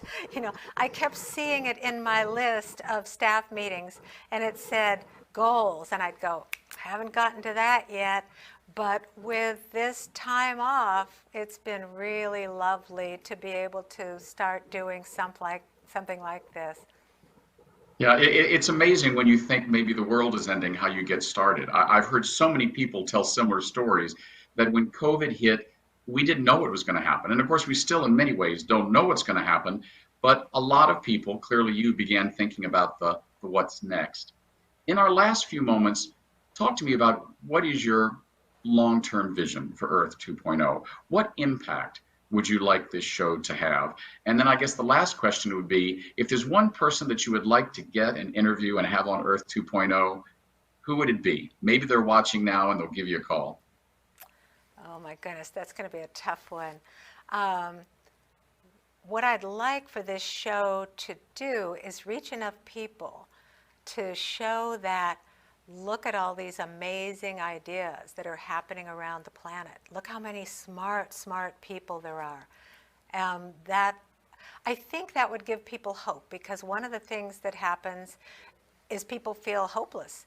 They're like, oh, climate change, or oh, pollution. But when you start to get a whole collection of ideas, and that's what I want Earth 2.0 to be. These are all standalone interviews, and I would like it to be a collection of positive thoughts and brilliant ideas. So if that can spread as far as possible, that would be wonderful. In terms of who, I think I'd love to interview Amory Lovins, and I don't know if we could ever find him, but he was the first really strong environmentalist I ever met, and that was, I'm not going to tell you what decade that was in, but it was a long time ago.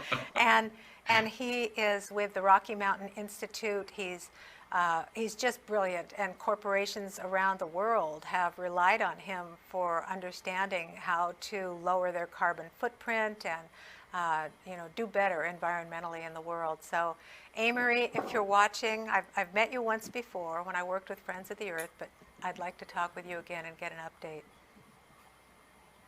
Thank you so much, Anita. Any closing thoughts for our audience? I'm sorry. Tell me one more time, David. That's right. Thank you so much, Anita. Any There's closing no sound. thoughts for our audience? I have to learn to be a lip reader here, you guys. I know. Is it back? That's back now. Let's start There we again go. as if we That's did a right. lovely dissolve back to the two shot. There you go. Thanks so much, Anita. Do you have any closing thoughts for the audience today as we end the great pause and hopefully head into the great sustainable return? What I would say is that it's really important that each of us feels empowered, that we can each make a difference, because if all of us do this, it can happen. So each of us matters. Thank you so much, Anita. You're an inspiration, and it's been a great joy working with you on the Great Pause. I look forward to the great return. Thanks so much. Me too, David. Thank you. Jen, back to you. Oh my gosh, David, I love how she's directing from the seat of being interviewed. I love that so much. We just do this nice dissolve and pick up. And then I just love seeing stuff like that. And during these times when we were live streaming from home and doing all of this stuff, just really off the cuff, we see so many more human moments like that. I love it.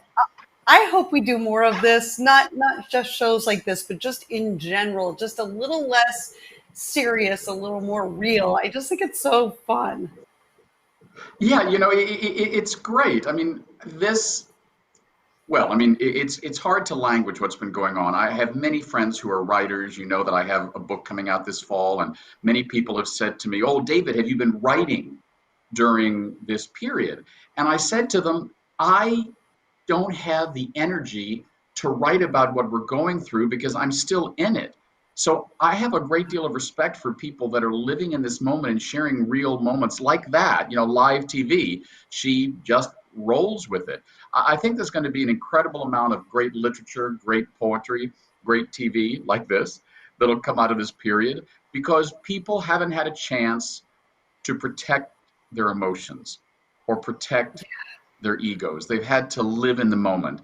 And that has been one of the gifts of this, all, malarkey aside, meeting people like you, meeting people like Anita, meeting the incredible guests we've had on over the last few weeks has been a gift that wouldn't have come if we hadn't realized that at this moment, like I talk about in the movie, The Day the Earth Stood Still, we hadn't all stood still in all time zones on Earth and take things as they come.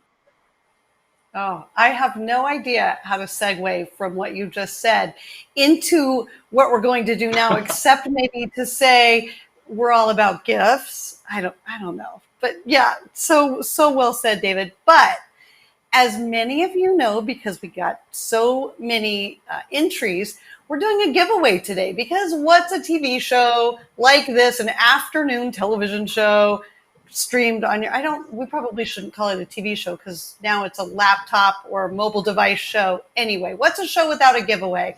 So we asked you to send in all the pictures of your somewhat pathetic work from home situation. And if we can take a look at those pictures, here's what you sent in. Bless your hearts. You are working from bed. You are working from, well, that one right there looks pretty nice. I have to say, that's a lot less clutter-free. This is one of my all-time favorites, the laptop on the diaper box, which is exactly the right level for doing Zoom calls and video conference calls. And that's real life right there, the laptop on the diaper box and, kid in the background, tiny little folding table. It's kind of sad.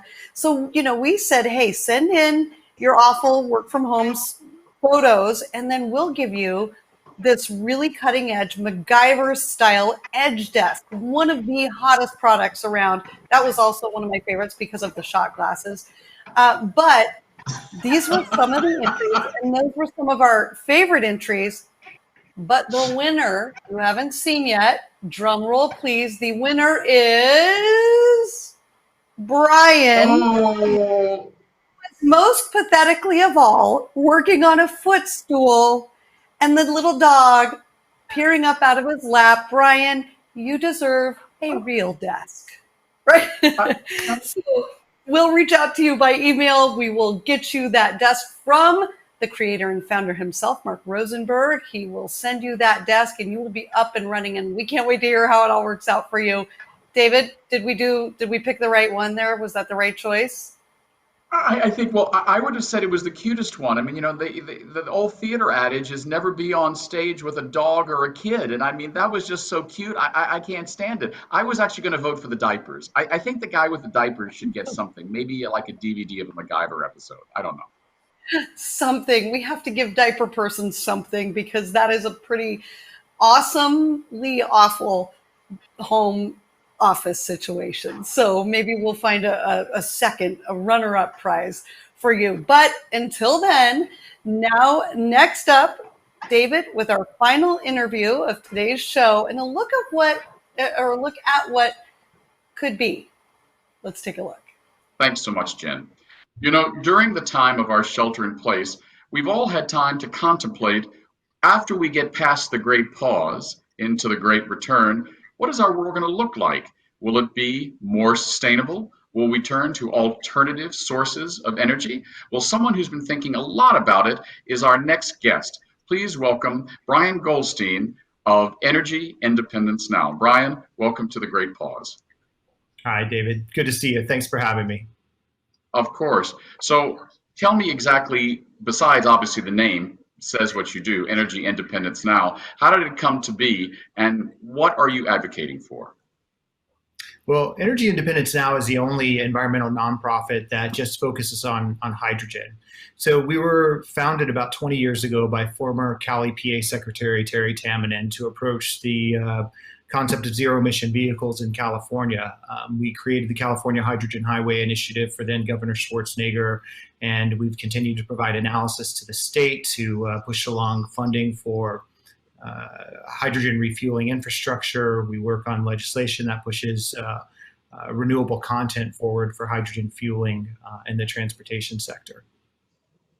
You know, I remember the first time I saw one of those hydrogen-powered buses, and I thought, I wonder if that's going to catch on. But now I see them all over the place. I see them on the streets of Palm Springs and throughout Southern California with Sunline Transit. We see more hydrogen-powered vehicles. I have a colleague who's actually putting together a project with a hydrogen fuel cell quadcopter or drone to deliver medication. Has hydrogen found its moment? And how big a catalyst has COVID-19 been towards what you're doing? Well, it's interesting. Hydrogen is having its moment right now. And I'm a little concerned about the economic shutdown and the impact that it would have, because we've really kind of reached this peak in momentum in the last year or so. And we've been very excited. It's been a long time in coming. Now, of course, the technology isn't old. It's been around forever. We've used it for space programs. We used it for the first submarine programs to provide oxygen instead of hydrogen on spacecraft and submarines. So this technology is mature. The problem is, and what's taken it so long to hit consumers' hands, is we haven't had the support infrastructure to fuel cell electric vehicles. So in other words, hydrogen stations. We've just reached this critical mass of over 40 hydrogen stations in California. The California state government is committed to building 100 stations. Right now we're working on trying to push that up to 200 stations. So I'd say very much that hydrogen is having its moment, and even well beyond transportation. There are other vital applications such as industrial decarbonization, where you're swapping out fossil hydrogen in industrial processes like refining oil with renewable hydrogen. There's disaster resilience, where you can actually take one of the vehicles that I'm driving every day, the Toyota Mirai, and add an auxiliary power component to it and use that to power your house in the event of a power shutdown. So there are many applications for renewable hydrogen. We focus primarily on transportation, and in recent years have really expanded to disaster resilience, industrial decarbonization, and so forth. Energy storage, actually, I should say, is a massive component of it as well that's very relevant to California. If you look at the curtailment numbers in California, we consistently produce more renewable energy than we're able to use, and then we end up having to waste it or pay other states to take it off of our hands. Now, if you look at the curtailment figures for 2020, they're absolutely fascinating because they're off the charts. Our typical power consumption numbers have kind of gone out the door with the shutdown this year, and we found that we are overproducing substantial amounts of renewable electricity. And of course, if we can capture that, and what I'm advocating for is capturing it in the form of renewable hydrogen, then we can return it back to the grid through fuel cells, or we can use it to fuel the transportation sector. So you talk about critical mass. You said now there's 40 hydrogen fueling stations in California. You're trying to get them to build another 100 or 200. So that's 240. There are probably that many gasoline stations in East Los Angeles. You know, at what point do you get to a critical mass when the consumer says, you know what, it's as easy for me to buy a hydrogen fuel cell vehicle, and it's just as easy for me to refuel it? How many would that take, and legislatively, what would it take to make this a reality?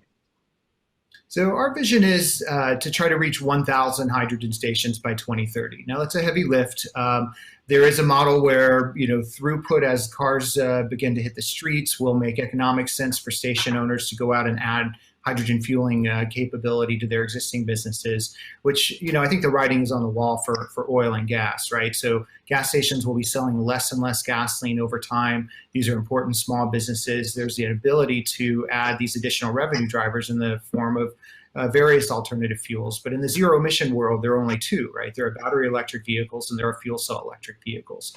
The fact of the matter is that battery electric charging is relatively slow, right? You can, on a fast charger, charge a vehicle in anywhere from 30 minutes to an hour. But that means on a gas station lot in a city like Los Angeles or San Francisco, that somebody would have to pull into a precious parking spot and sit there for about an hour, right? Whereas hydrogen fuel cell electric vehicles refuel in about 3 to 5 minutes. And so you'd be able to push through, 20 plus vehicles in an hour at these stations. So we feel that once we hit 1,000 stations in California, that consumers would be able to drive kind of like they're used to with conventional liquid fueled vehicles and not really feel inconvenienced by it. Right. So practical question. Probably several times a year, my husband and I drive from San Francisco to Palm Springs or Southern California, and we always say, okay, that's a tank of gas or a tank and a half or whatever it is. On a hydrogen fuel cell vehicle, you can do that just in one fell swoop or not? So technically with the ranges in the current fuel cell electric vehicles, they're all over 300 miles. So technically you can. Now the fact of the matter is maybe I have a heavy foot. I do need to stop and refuel on my many trips to either the Bay Area or to Sacramento. So I stop one time in Coalinga. There's a station at the midway point. I spend 3 to 5 minutes there refueling while I see a lineup of, I think, 18 Tesla fast chargers where people are sleeping in their car in the heat out in the Central Valley and kind of just sitting there killing time. So there are these 18 chargers. If they're full, there are people waiting. Meanwhile, there are rarely people ahead of me at the hydrogen fuel cell electric fueling station there. And if I need to fuel up, I spend 5 minutes on the site and I'm back on my way to Sacramento or San Francisco in no time. It's interesting. You mentioned probably the brand that has become most ubiquitous as far as electric cars, Tesla. Is there a car maker, or I shouldn't say car maker, because there's a lot of, I mentioned Sunline, they do buses, there's hydrogen fuel cell trucks. Is there a company that right now is saying, you know what, forget the Tesla or the Tesla knockoffs, we believe in hydrogen fuel cells for the future? Is there a company that's really spearheading this to make it more commercially available to truckers and just the average citizen? Well, I'd say the company that is most committed to the technology right now is Toyota, and they are incredibly forward-leaning on this technology. In fact, I think if you look at the portfolio of cars that they've announced in the future, there are very few battery electric vehicles. And I mean, to my knowledge, I think single digits. They're firmly committed to this technology for several reasons, right? The range in the early models surpasses the range in the most expensive battery electric vehicles. The refueling time is there. The communal refueling concept is very important in a state like California, where over 50% of people live in multifamily housing. Many people don't have access to charging at home, much less a garage at home or a place to charge. And so hydrogen provides a refueling experience that's much more similar to that of what we're used to and what we've been used to for decades, almost 100 years in this country. So Toyota has kind of seen the writing on the wall. Look, they were kind of first to the punch with the Prius. They've been manufacturing batteries, hybrid electric components, all of these various components that go into similar vehicles for almost 20 years. And I think they've looked into the future, into the supply chain and said, hey, lithium and cobalt can be problematic in the future. The supply chain, where they come from, the labor practices, the end of life issues with those components, it's just very complicated. And I think that they see, the future of the automotive space being in fuel cells. Now, we have other companies that are selling light duty fuel cell electric vehicles in California right now. Honda and Hyundai are committed to the technology. And of course, we're seeing others around the world. And the heavy duty space, I think, provides a particular opportunity for fuel cell electric vehicles, because if you look at the port of Los Angeles or the twin ports here in LA, we have roughly 17,000 heavy duty trucks. And imagine having to line a quarter of those 4,000 trucks up overnight for 10 to 12 hours to try to recharge them. What's the spatial requirement? What's the infrastructure requirement? What's the back end requirement of transformers and the electrical system that would have to support that? Whereas those same trucks can refuel in about 20 minutes with hydrogen. And we're not as concerned with the payload that the batteries would take if in the battery electric versions of a heavy duty truck. The batteries alone could take up about 8,000 pounds, which is about 10% of the overall payload of the truck. So when you talk about heavy duty trucking, I think hydrogen fuel cells are a particularly good fit. And I think we'll see a lot of new heavy duty fuel cell electric trucks on the market in the near term. Great. We've only got a few seconds left. What would you like to leave people with as far as your message? I mean, clearly you're one of the industry's major cheerleaders for hydrogen. And during COVID-19, I mean, literally people have looked out their windows, especially in Southern California and some cities across Asia, and for the first time seen blue sky in many months.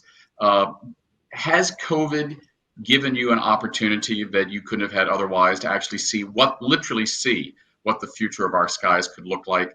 And what message would you like to leave with those people who have now experienced clean air, sometimes for the first time in years? Absolutely. Look, there have been some unexpected benefits to the shutdown. I know where I live in Los Angeles, I'm not too far from the freeway, I'm not too far from the airport. We've had the cleanest air in the 20 years that I've spent in Los Angeles. I've seen more wildlife around my neighborhood than I ever have before. It's been a really interesting display of what would happen if we could lower emissions in the city, lower driving habits, and really, try to pay attention to zero emission transport. So my main message there is yes, we can. Si se puede, right? We have this opportunity where we can transition towards a zero emission future. Look, 4 months ago, we would have said that a universal income and healthcare for all is a pipe dream. How are we possibly going to pay for that? And suddenly we pull $2 trillion out of nowhere with the federal government. I know climate change seems like a daunting task. It seemed daunting to take the steps necessary to clean up the environment, to clean up our transportation sector. But if we put our minds to it and put a fraction of the resources and attention that we have toward COVID response towards climate change, in the future, I think there's a massive impact that we can have. So it is attainable. We can all do it, and we all, have a role that we can play in that process. That's great. Thank you so much, Brian. Si se puede, exactamente. So, Jen, we've now learned how we can save our skies, clean energy, and come out of COVID maybe a better, cleaner, more sustainable society. Jen, what do you say to that? I say there could be nothing better coming out of this pandemic, these pandemic times, shelter in place, than doing exactly that. So, David, this is a wrap for this little show that we put on, huh? What do you think? I'm so glad we had.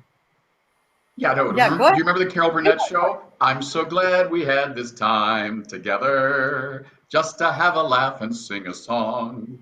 And seems like we just got started, and before you know it, it's the time to say so long. But I think we're going to be back. I really do. The great pause is going to lead to the great return. I've heard such great responses from people who have seen us, especially about you, Jen. And as I said, watching you and reading you for so many years, this has really been a great honor for me. I mean it sincerely. So thank you for that. But we don't want to end with that breaking news. Here we are in my hand, the press release from the San Francisco mayor's office. This is hot off the press within the last hour. And as of June 1st, on Monday, San Francisco will start to reopen. So let me just read you a little bit here. As of June 1st, childcare, botanical gardens, outdoor museums, historical sites, and outside curbside retail for services with minimal contact, like dog grooming, shoe repair, that sort of thing, will be open. And as of June 15th, most indoor retail, outdoor dining, summer camps. Middle of July, indoor dining. And most importantly for me, mid-July, I will no longer look like Leif Garrett in Married to Farrah Fawcett. I can get a haircut as of July 15th in San Francisco. So the great pause is giving way to the great return. The great return. Well, David, I just have to say, you are just so wonderful to work with. And I really can't believe, we're going into almost 2 hours of this live kind of content. And what I've seen you do, what Kelly, our producer, has done in writing these shows, dreaming these shows up, helping us book all these guests, booking the guests, everything down to just what it takes to put all of these people and things together and bring it to you, broadcast it to you. It's so much more complicated than you might possibly imagine. You got to meet Anita, but let's pop into the studio in San Francisco and let's say hi to Oscar and Scott. Can we take a look at you guys in the Beyond Pick studio in San Francisco? There you are. Hello. Thank you, Scott. Well done. And Oscar, scoot in a little bit. We can't see you. Scoot a little closer. I know you're trying to stay 6 feet away. I understand. Hey, you guys with your masks on, safe social distance. Thank you. And I don't know how many people realize this has been everyone working on this show. And there are even more that you haven't seen. Yes. Eileen, Stuart, and Tracy. Everyone's donated their time and energy to this. So we just cannot thank you enough. And, for you watching, if journalism matters to you, if bringing people and ideas and conversations are important to you, you can support this. There is a way to get more of what you want and need. It's really up to you. Kind of like how you have to go out and vote if you want change. It's kind of the same thing with journalism and content in your area. David, absolutely adore you. Cannot wait. The two of us have never met in real life. So I can't wait to meet you in real life. Give you a great, great big hug and hopefully toast to all of the good times, past, present, and future. Jen, I agree with you. This has been a virtual relationship, some boyfriends I had in the 1980s. I never met them either, but we won't go into that. So I look forward to having a socially indecent drink with you. And until then, remember the 3 W's, everyone. Wear a mask, wash your hands, and when you're out in public, wait in line 6 feet apart. Because as I have said every day for the last 8 weeks, well done, Jen. We will get through this. We are get through this. Keep on keeping on. Ahoy.